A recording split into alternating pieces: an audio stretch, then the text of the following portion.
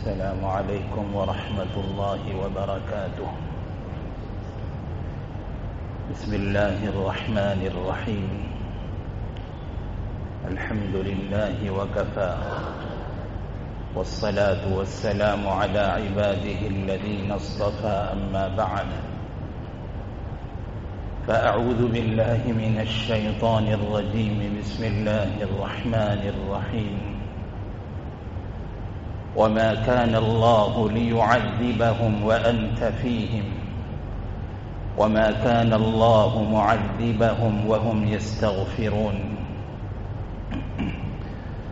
وقال النبي صلى الله عليه وسلم: من استغفر للمؤمنين والمؤمنات كتب الله له بكل مؤمن ومؤمنة حسنة. وقال عليه الصلاة والسلام: من استغفر للمؤمنين والمؤمنات كل يوم 27 مرة أو 25 مرة كان من الذين يستجاب لهم ويرزق بهم أهل الأرض، أو كما قال عليه الصلاة والسلام. معزز بزرگوں اور دوستو،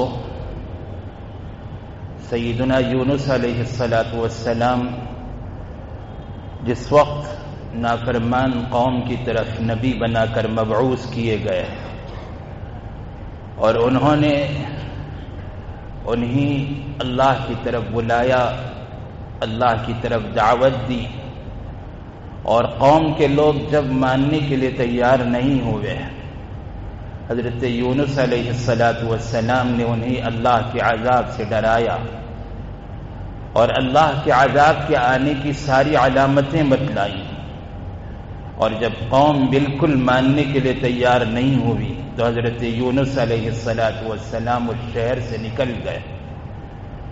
ادھر سے اللہ کے نبی یہاں سے نکل چکے ہیں اور ادھر قوم کے لوگوں نے آسمان پر عذاب الہی کی علامتیں دیکھی، اللہ کے عذاب کے آنے کے آثار انہیں دکھائی دینے لگے، اور انہیں یقین ہو گیا کہ یہ وہی آثار ہیں، وہی علامتیں ہیں جو حضرت یونس علیہ السلام نے عذاب الہی کے نزول سے پہلے کی بتلائی تھی. اب ہم عذاب میں گرفتار ہونے والے ہیں، کریں تو کیا کریں؟ اب سوائے اس کے کوئی چارہ کار نہیں کہ حضرت یونس علیہ السلام کے پاس پہنچیں اور ان کے ہاتھ پر ایمان لائیں، توبہ اور استغفار کریں، معافی طلب کریں، اللہ کے عذاب سے بچیں. جب سیدنا یونس کی تلاش میں وہ پہنچے تو دیکھا کہ وہ تو ندارت. اب قوم کے لوگ پریشان ہو گئے کہ وہ شہر سے باہر جا چکے ہیں، کریں تو اب کیا کریں؟ سب نے مشورہ کیا اور سب شہر سے باہر کھلے میدان میں پہنچ گئے، اور جاتے ہوئے اپنے اپنے ہمراہ، اپنے جانوروں کے چھوٹے بچے، اپنی عورتیں اور عورتوں کے بچے اور سارے مرد سب میدان میں آ گئے. پوری کی پوری بستی کھلے میدان میں پہنچ گئی، اور اس میدان میں پہنچ کر انہوں نے دوسرا معاملہ یہ کیا کہ ہر جانور کے بچوں کو ان کی ماؤں سے الگ کر دیا. ایک طرف جانور ہیں اور دوسری طرف ان کے چھوٹے چھوٹے بچے ہیں، اور جتنی مائیں ہیں ان ماؤں کو ایک طرف کر دیا، بچوں کو ایک طرف کر دیا. بچے ماؤں سے جدا ہو چکے ہیں تو بچے بلک رہے ہیں، مائیں بچوں کی تڑپ میں وہ رو رہی ہیں. ایک طرف عورتیں، مائیں بچوں سے جدا، ایک طرف معصوم بچے، ان کا بلکنا، رونا، ایک طرف جانور اور ایک طرف ان کے بچے، ایک طرف مرد، ایک طرف جوان، ایک طرف بوڑھے. پوری کی پوری قوم اس کھلے میدان میں کھڑی ہوئی ہے اور اللہ سے معافی طلب کر رہی ہے: اللہ ہمیں معاف فرما دے، اللہ ہمیں معاف فرما دے. اور مائیں اپنے بچوں کی جدائی میں وہ تڑپ کر رو رہی ہیں، بچے ماؤں کی جدائی میں وہ بلک رہے ہیں، اور جانور بھی اس کیفیت کو دیکھ کر پریشان ہے کہ یہاں یہ آہو فغاں کی کیسی آواز ہے. اور یہ چیخ و پکار، یہ رونا دھونا، یہ آہوزاری، یہ تضرع، یہ رجوع الی اللہ، اللہ کو یاد آ اس قوم کے لوگوں کی، اس بستی والوں کی، اس قریے والوں کی اتنی پسند آئی کہ اللہ نے اپنے عذاب کو ہٹا لیا۔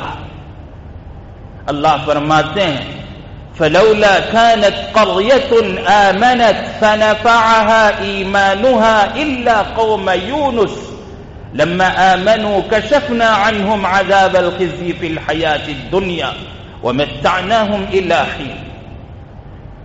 اللہ نے قوم یونس کی مثال بیان فرمائی کہ جب انہوں نے توبہ کی، استغفار کیا، تو پوری انسانی تاریخ میں سوائے قوم یونس کے کوئی بستی والے ایسے نہیں ہیں جن پر عذاب کے فیصلے یوں ہو چکے ہوں اور ان کو عذاب سے بچا لیا گیا ہو۔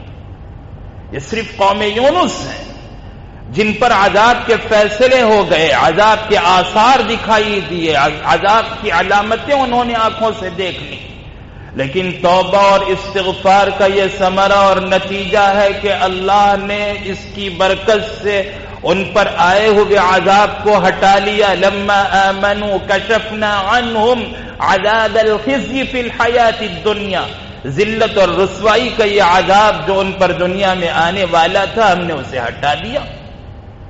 توبہ اور استغفار کی یہ برکت ہے، اللہ کی طرف رجوع ہونے کا یہ ثمرہ ہے۔ قرآن پاک میں اللہ تعالیٰ نے جہاں اس قوم کا واقعہ بتلایا ہے، وہیں دوسری اقوام اور ملتوں کی اور امم ماضیہ کی اور امم سابقہ کی جو مثالیں بیان کی گئی ہیں، ان میں ایک قوم وہ بھی ہے جن کو وقت کے پیغمبر حضرت لوط علیہ السلام نے سمجھایا، خوب سمجھایا، لیکن جب وہ نافرمانیوں کو چھوڑنے کے لیے تیار نہیں ہوئے، گناہوں پر مصر رہے اور گناہوں پر اصرار کرتے رہے، اڑے رہے، جمے رہے، کسی طرح انہوں نے نافرمانیاں چھوڑنا نہیں چاہا، تو آخر اللہ کا عذاب اس طرح آیا۔ کذبت قوم لوط بالنذر، قوم لوط نے اللہ کے پیغمبروں کو جھٹلایا۔ انا ارسلنا علیہم حاصبا الا آل لوط نجیناہم بسحر نعمۃ من عندنا کذلک نجزی من شکر۔ اللہ تعالیٰ فرماتے ہیں کہ قوم لوط پر ایسا سخت ترین عذاب آیا کہ مورخین لکھتے ہیں کہ ان کی پوری بستی کو آسمانوں کے اتنا قریب لے جایا گیا کہ ان کے بستی کے کتوں کے بھونکنے کی آواز آسمان کے فرشتے سن رہے تھے، اتنی بلندی تک لے جایا گیا۔ والمؤتفکۃ اہوا، یہ وہ قومیں ہیں، یہ وہ قوم ہے، یہ وہ بستی ہے، یہ وہ آبادیاں ہیں جن کو نچلے حصے سے، زمین کے نچلے حصے سے اٹھایا گیا، آسمانوں کی بلندیوں تک لے جایا گیا اور ان بلندیوں سے یوں الٹ دیا گیا اور اتنی بلندی سے ان کو زمین پر پھینکا گیا، اس قوم کو پٹخ دیا گیا۔ اور اتنا ہی نہیں، پھر ان پر پتھروں کی برسات برسائی گئی، اور اتنا ہی نہیں، فطمسنا اعینہم، ان کو اندھا بنا دیا گیا، آنکھوں کی روشنی سلب کر لی گئی۔ پتھروں کی برسات، بستی کا آسمانوں تک لے جانا، وہاں سے پٹخ دیا جانا، الٹ دیا جانا، آنکھوں کی روشنی کا ختم کر دیا جانا، اور زمین کے سب سے پست حصے میں ان کو پہنچا دینا۔ وہ جس اخلاقی گراوٹ میں پہنچ چکے تھے اور جس اخلاقی پستی میں تھے، اللہ نے ایسے ہی ان کی پوری بستی کو اتنی پستی میں پہنچایا اور اس پورے قریے کو اللہ نے ایسے نچلے حصے میں پہنچا دیا کہ آخر ان کی پوری آبادی زمین کے سب سے نچلے حصے میں پہنچا دی گئی، جہاں آج بحیرہ مردار ہے، جہاں ڈیڈ سی ہے۔ وہ قوم بھی ہے جو گناہ پر اصرار کرتی رہی، تو اس گناہ کے اصرار کے نتیجے میں اللہ کی طرف سے ایسا عذاب آیا۔ اور قرآن پاک کی آیتوں کے مطالعے سے، احادیث مبارکہ سے صاف پتہ چلتا ہے کہ دنیا میں جو حالات آتے ہیں وہ سب انسانوں کے اعمال کے نتیجے میں آتے ہیں۔ اس وقت پورا عالم اور خصوصاً عالم اسلام اور ملت اسلامیہ، اور اس ملت اسلامیہ میں ملت اسلامیہ ہند بھی خاص طور پر ایک عجیب ابتلا اور آزمائش کا شکار ہے. پوری امت پر ابتلا اور آزمائش کا ایک دور ہے، اور ہمارے اس ملک میں حکومت اور اقتدار کے ہوس میں لوگ نفرتوں کو ہوا دے رہے ہیں اور نفرتیں پیدا کر کے آپس میں دیواریں کھڑی کی جا رہی ہیں، اور اہل اسلام پر اعداء اسلام مسلط ہوتے چلے جا رہے ہیں، اور اسلام کے خلاف، مسلمانوں کے خلاف مسلسل سازشیں ہو رہی ہیں. اور یہ کوئی نئی بات نہیں ہے، باطل طرفوں کی طرف سے ہمیشہ اس طرح ہوتا رہا ہے. اور ایسا ہوتا کیوں ہے؟ ایک طرف یہ ظلم اور ستم اور یہ مظالم کی داستانیں رقم کی جا رہی ہیں اور ملت اسلامیہ پر ایسے حالات آ رہے ہیں، اور دوسری طرف ملت کا حال یہ ہے کہ ان کے اندر ہر طرح کی برائیاں، نماز کا چھوڑ دینا، جھوٹ، فریب، دھوکہ دہی، سود خوری اور بے حیائی، زناکاریاں، بدکاریاں، گانا بجانا، وعدہ خلافی، جتنی برائیاں ہیں ساری برائیاں امت کے اندر موجود ہیں. اور اللہ فرماتے ہیں وَمَا أَصَابَكُم مِّن مُّصِيبَةٍ، تمہیں جو بھی مصیبت پہنچتی ہے فَبِمَا كَسَبَتْ أَيْدِيكُمْ، تمہارے اعمال کے نتیجے میں ہے. وَيَعْفُو عَن كَثِيرٍ، اللہ تو بہت ساری برائیوں کو، بہت ساری نافرمانیوں کو، بہت سارے گناہوں کو معاف فرما دیتے ہیں. اور اتنے گناہوں کی معافی کے بعد میں بعض گناہوں پر جو پکڑ ہو جاتی ہے ان پر تمہاری مصیبت کا یہ عالم ہے. وَمَا أَصَابَكُم مِّن مُّصِيبَةٍ فَبِمَا كَسَبَتْ أَيْدِيكُمْ. اور اللہ تعالیٰ دوسرے مقام پر فرماتے ہیں ظَهَرَ الْفَسَادُ فِي الْبَرِّ وَالْبَحْرِ بِمَا كَسَبَتْ أَيْدِي النَّاسِ. خشکی میں، تری میں، جہاں بھی فساد برپا ہے یہ لوگوں کے اعمال کے نتیجے میں ہے. بما کسبت ایدی الناس. اور اللہ تعالیٰ نے ایک قریے کی مثال دیتے ہوئے فرمایا وضرب اللہ مثلا قریة كانت آمنة مطمئنة يأتيها رزقها رغدا من كل مكان فكفرت بأنعم الله فأذاقها الله لباس الجوع والخوف بما كانوا يصنعون. اللہ نے ایک قریے کی مثال بیان فرمائی جو بڑے اطمینان اور امن والا شہر تھا. كانت آمنة مطمئنة يأتيها رزقها رغدا من كل مكان، جسے روزی ہر طرف سے پوری فراوانی کے ساتھ آ رہی تھی. فكفرت بأنعم الله، اس بستی والوں نے اللہ کی نعمتوں کی ناشکری کی. فأذاقها الله لباس الجوع والخوف، اللہ نے بھوک اور خوف کے لباس کو ان پر مسلط کر دیا اور بھوک اور خوف کا مزہ انہیں چکھایا گیا. بما كانوا يصنعون. ایسا ہوا کیوں؟ جو شہر، جو بستی، جو آبادی اور جہاں کے لوگ ایسے اطمینان اور امن کے ساتھ زندگی گزار رہے تھے، اچانک ان کی روزی تنگ کیوں کر دی گئی اور ان پر بھوک کا عذاب، خوف کا عذاب، ڈر کا عذاب کیوں مسلط کیا گیا؟ بما كانوا يصنعون، ان کے اعمال کے نتیجے میں. قرآن پاک کی یہ ساری آیتیں بتلاتی ہیں اور ان کے علاوہ بے شمار اور آیات کریمہ ہیں جن میں صاف اور واضح طور پر پیغام دیا گیا ہے کہ انسان کے اعمال کی وجہ سے انسانوں پر، دنیا پر حالات آتے ہیں، لیکن یہ حالات زمانے کا الٹ پھیر ہیں. یہ کبھی بھی کسی بھی قوم کے ساتھ آ سکتے ہیں. وَتِلْكَ الْأَيَّامُ نُدَاوِلُهَا بَيْنَ النَّاسِ. یہ حالات وہ ہیں جو ہم لوگوں کے درمیان الٹتے پلٹتے رہتے ہیں، اور کبھی ذلت کبھی عزت، لوگوں کے اعمال کے نتیجے میں اللہ کی طرف سے فیصلے ہوتے رہتے ہیں. لیکن جب ایسے حالات آئیں، جب کسی امت پر ذلت مسلط ہو جائے، خوف مسلط ہو جائے، ڈر مسلط ہو جائے، ظالموں کا تسلط ہو جائے، تو اس سے نکلنے کا راستہ کیا ہے؟ اس سے نکلنے کا راستہ اور اس کا حل بھی اللہ تعالیٰ نے بیان فرمایا. اس کا حل رجوع الی اللہ، اس کا حل توبہ، اس کا حل استغفار، اس کا حل تعلق مع اللہ، اس کا حل اللہ کی بارگاہ میں حاضر ہو کر رونا اور گڑ گڑانا. حضرت عمر ابن خطاب رضی اللہ عنہ سے مروی ہے اور حضرت ابن عباس کا بھی یہ قول ہے، حضرت علی رضی اللہ عنہ سے بھی یہ مروی ہے، مختلف صحابہ فرماتے ہیں کہ اللہ نے 2 امان اپنے عذاب سے حفاظت کے نازل فرمائے. یہ 2 چیزیں ہیں اللہ کے عذاب سے بچنے کے لیے. پہلا امان اللہ کے نبی کا وجود. جب بھی کسی امت میں اللہ کے نبی کا وجود ہو اس امت پر اللہ کا عذاب نہیں آئے گا.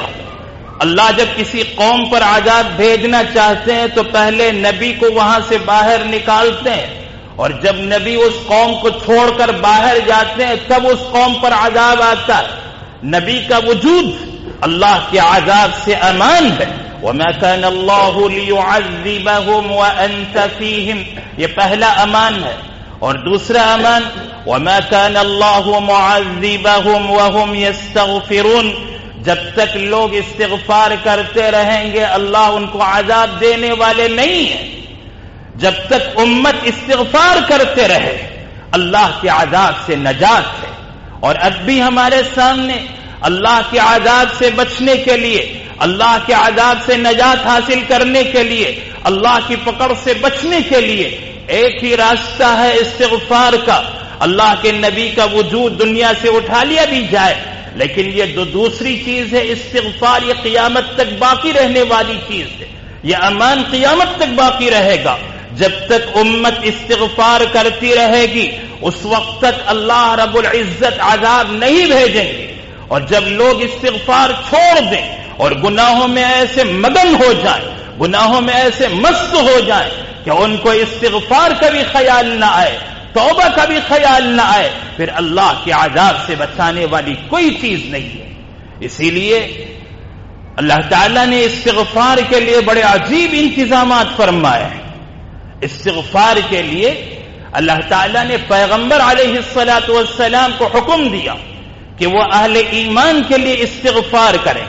فَاعْلَمْ أَنَّهُ لَا إِلَٰهَ إِلَّا اللَّهُ وَاسْتَغْفِرْ لِذَنبِكَ وَلِلْمُؤْمِنِينَ وَالْمُؤْمِنَاتِ. سورہ محمد میں اللہ تعالیٰ نے اپنے پیغمبر علیہ الصلاۃ والسلام کو اہل ایمان والے مردوں اور عورتوں کے لیے استغفار کرنے کا حکم دیا اپنے پیغمبر کو. اور اللہ تعالیٰ نے زمین والوں اور دنیا والوں کے لیے استغفار کرنے کا حکم فرشتوں کو دے رکھا ہے. اور مستقل باقاعدہ باضابطہ فرشتے اسی کام پر متعین ہیں. اللہ تعالیٰ سورہ شورى میں فرماتے ہیں تكاد السماوات يتفطرن من فوقهن والملائكة يسبحون بحمد ربهم ويستغفرون لمن في الأرض. یہ فرشتے اہل دنیا کے لیے استغفار کرتے ہیں.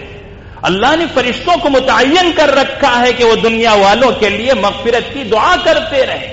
یہ مغفرت کی دعا کرنا، استغفار کرنا اتنا اہم ترین معاملہ اور اللہ کی نگاہ میں اتنا محبوب عمل ہے. اسی لیے سرکار دو عالم صلی اللہ علیہ وسلم نے یہ تعلیم دی ہے کہ تم خود اپنے لیے بھی استغفار کرو، اور جو استغفار کو لازم پکڑ لے، مداومت اور پابندی کے ساتھ میں استغفار کرتا رہے، تو اس کی اس پابندی پر اس کے لیے ہر تنگی سے نکلنے کے راستے کھلتے چلے جائیں گے، اور اللہ تعالی ہر جگہ اس کی مشکل کا حل پیدا فرمائیں گے، اور اسے ایسی جگہ سے روزی آئے گی جہاں سے اسے روزی کے ملنے کا وہم اور گمان بھی نہیں ہوگا. حدیث پاک میں استغفار پر یہ وعدے کیے گئے. اور پھر استغفار صرف اپنے لیے نہیں بلکہ تمام اہل ایمان کے لیے استغفار کرنا اللہ کو اتنا پسندیدہ ہے کہ رسول اللہ صلی اللہ علیہ وسلم نے اس پر یہ فضیلت بیان فرمائی، من استغفر للمؤمنین والمؤمنات، جو ایمان والے مردوں اور ایمان والی عورتوں کے لیے استغفار کرے، اللہم اغفر لی وللمؤمنین والمؤمنات، یہ جملہ کہہ دے تو صرف اس ایک جملے پر رسول اکرم صلی اللہ علیہ وسلم نے وعدہ فرمایا كتب اللہ له بكل مؤمن ومؤمنۃ حسنہ، کہ اللہ اس کے لیے ہر مؤمن مرد اور مؤمن عورت کے بدلے میں ایک ایک نیکی لکھیں گے. پوری دنیا میں جتنے ایمان والے ہیں، کروڑوں ایمان والے، اتنے سارے ایمان والوں کے بدلے میں اللہ تعالیٰ ہر ایمان والے کے بدلے ایک ایک نیکی لکھی، ہر مرد اور عورت کے بدلے میں. تو آپ نے ایک جملہ کہا اللہم اغفر لی وللمؤمنین والمؤمنات، اس ایک جملے پر کروڑوں نیکیاں مل رہی ہیں. کہاں سے؟ استغفار کے اس عمل پر. اور ایک خاص استغفار کا طریقہ آپ نے بتلایا، من استغفر للمؤمنین والمؤمنات كل يوم 27 مرہ او 25 مرہ. آپ نے فرمایا کہ جو شخص ہر دن روزانہ 27 مرتبہ یا 25 مرتبہ ایمان والے مردوں اور ایمان والی عورتوں کے لیے استغفار کرے تو اس کا بدلہ کیا ملے گا؟ 2 بدلے اللہ کے رسول پاک صلی اللہ علیہ وسلم نے ذکر فرمائے. پہلا بدلہ کان من الذین یستجاب لهم، ومستجاب الدعوات بندوں میں شامل ہو جائے گا، ان لوگوں میں جن کی دعائیں قبول کی جاتی ہیں ان میں اس کا شمار ہوگا. اور دوسرا انعام وَيُرْزَقُ بِهِمْ أَهْلُ الْأَرْضِ، وہ لوگ جن کے ذریعے سے زمین والوں کو روزی ملتی ہے. صرف 27 مرتبہ آپ روزانہ استغفار کریں. 27 مرتبہ استغفر اللہ کی جگہ اللہم اغفر لی وللمؤمنین والمؤمنات والمسلمین والمسلمات. اہل ایمان کے لیے یہ دعا کرنا اللہ کو اتنا پسندیدہ ہے کہ 27 مرتبہ آپ 2-4 منٹ بیٹھ کر یہ دعا پڑھ لیں تو اس کے بدلے میں آپ مستجاب الدعوات ہو جائیں گے اور آپ کی وجہ سے زمین والوں کو روزی ملے گی. آپ اللہ کے ایسے مقبول، نیک، صالح اور بزرگ بندے بن جائیں گے کہ آپ کی برکت سے دوسروں کو روزی ملے گی. اور جب آپ کی برکت سے دوسروں کو روزی ملے گی تو آپ کو کتنی روزی ملے گی؟ جب آپ کے ذریعے سے دوسروں کو روزی مل سکتی ہے تو پھر آپ کو کتنی روزی ملے گی؟ اندازہ کر سکتے ہیں آپ اس کے بدلے اور اس کے انعام کے بارے میں کہ صرف 27 مرتبہ ایک مختصر دعا کے پڑھنے پر اتنا بڑا اجر و ثواب. یہ استغفار کوئی معمولی عمل نہیں ہے، اتنا زبردست عمل ہے. اس لیے خود اپنی طرف سے استغفار، اور جب استغفار کریں تو ساری امت کی طرف سے بھی استغفار کریں. اور جب پوری امت اس طرح توبہ کرے گی، استغفار کرے گی، اللہ کی طرف رجوع ہوگی تو اللہ کی رحمتیں کیوں نہیں اتریں گی؟ اس لیے ہمارے اکابرین اور بزرگوں نے موجودہ حالات کے پیش نظر اپنی اور امت کے لیے استغفار کرنے کا ایک بہترین طریقہ یہ بتلایا کہ استغفار کا جو صیغہ ہے ہم پڑھتے ہیں استغفر اللہ، یہ سنگولر ہے، واحد کا صیغہ. آپ اسے استغفر اللہ پڑھنے کے بجائے نستغفر اللہ پڑھیں، نون کے ساتھ. الف کو ہٹا کر الف کی جگہ نون لگائیں، نستغفر اللہ. اور نستغفر اللہ جمع کا صیغہ ہے. ہم استغفار کرتے ہیں اور ہم جب استغفار کرتے ہیں تو نیت یہ کریں کہ ہم پوری امت استغفار کر رہے ہیں. استغفر اللہ کے بجائے نستغفر اللہ پڑھیں، نستغفر اللہ، اور پوری امت کی نیت کریں کہ اے اللہ ہم پوری امت آپ کے سامنے حاضر ہو کر آپ سے استغفار کرتے ہیں، مغفرت طلب کرتے ہیں، معافی چاہتے ہیں. نستغفر اللہ کا جملہ کہیں اور پھر نستغفر اللہ کم از کم 300 مرتبہ روزانہ پڑھیں. اس طرح پڑھیں جیسے کوئی مجرم اپنے ظالم آقا کے سامنے کھڑا ہو اور اسے معلوم ہو کہ اب اسے سولی کے پھندے پر لٹکایا جائے گا اور وہ اس ظالم کے سامنے ہاتھ جوڑ کر جیسے مانگتا ہے. اللہ تعالیٰ تو رحم دل ہے، مہربان ہے، رحمان ہے، رحیم ہے. اس مہربان پروردگار کے سامنے جب حاضر ہوں تو یقین کریں کہ وہ ظلم کرنے والا نہیں ہے، وہ بڑا مہربان ہے. لیکن مجرم کی طرح معافی مانگے، ایک مجرم کی طرح اللہ سے استغفار کریں کہ اللہ ہم مجرم ہیں، ہمیں معاف کر دیں. اور پوری امت کی طرف سے نستغفر اللہ کہہ کر کم از کم 300 مرتبہ اور زیادہ 1000 مرتبہ، اور کسی کو اللہ توفیق دے 3000 مرتبہ بھی، اور بھی جتنا کثرت سے استغفار کریں گے اللہ کی طرف سے فراوانی کے، رحمتوں کے، برکتوں کے اور مسائل کے حل کے دروازے کھلتے چلے جائیں گے. اس لیے پوری امت کی طرف سے استغفار کا یہ حل اکابرین اس وقت ہمارے سامنے پیش کر رہے ہیں کہ نستغفر اللہ کہہ کر کم از کم 300 مرتبہ، اور 10 منٹ کے اس عمل سے آپ اندازہ کر سکتے ہیں کہ آپ کو کتنا اجر و ثواب مل جائے گا اور کیسے مسائل حل ہوتے چلے جائیں گے اور اللہ روزی کے کیسے دروازے کھولیں گے اور اللہ تعالیٰ کس طریقے سے ہمارے ساتھ رحم و کرم کا معاملہ فرمائیں گے.